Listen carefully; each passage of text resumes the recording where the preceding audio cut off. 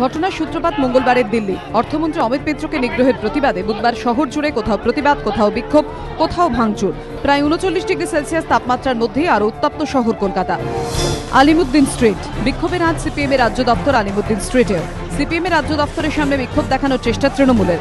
পুলিশের বাধা পেয়ে জেসি বোস রোডেই বিক্ষোভ কর্মসূচি পালন করেন তৃণমূল কর্মীরা। গান্ধী মূর্তির পাদদেশ। অমিত মিত্রকে নিগ্রহের প্রতিবাদে গান্ধী মূর্তির পাদদেশে মঙ্গলবার থেকে লাগাতার অবস্থান কর্মসূচিতে তৃণমূল ছাত্র পরিষদ। মহাকরণ। রাজ্যের প্রশাসনিক কার্যালয়ের সামনেও বিক্ষোভ। তৃণমূল নিয়ন্ত্রিত কর্মচারী সংগঠনের বিক্ষোভ মহাকরণ অলিন্দে।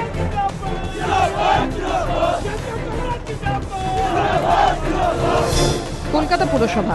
বিক্ষোভ কলকাতা পুরসভাতেও। শোভনদেব চট্টোপাধ্যায়ের নেতৃত্বে কলকাতা পুরসভা থেকে মিছিল আইএনটিটিইউসি।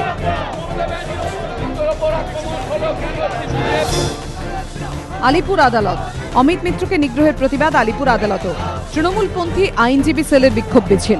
আলিপুর জেলা ও দায়রা আদালত থেকে পুলিশ কোর্ট অব্দি মিছিল তৃণমূল প্রভাবিত আইনজীবীদের।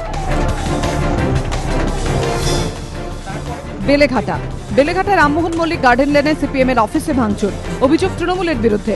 এদিকে স্থানীয় ৩৪ নম্বর ওয়ার্ডে ফরওয়ার্ড ব্লকের অফিসেও ভাঙচুর চালানো হয় বলে অভিযোগ। স্থানীয় কাউন্সিলরের অভিযোগ, বুধবার সকালেও তৃণমূলের কর্মী সমর্থকরা তাঁকে পার্টি অফিসে ঢুকতে বাধা দেন।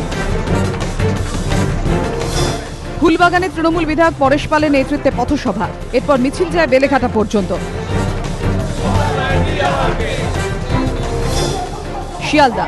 রামমোহন কলেজের সামনে থেকে শিয়ালদা পর্যন্ত মিছিল টিএমসিপির। এছাড়াও শহরের বিভিন্ন জায়গায় মিছিল বের করে তৃণমূল। এবিপি আনন্দ।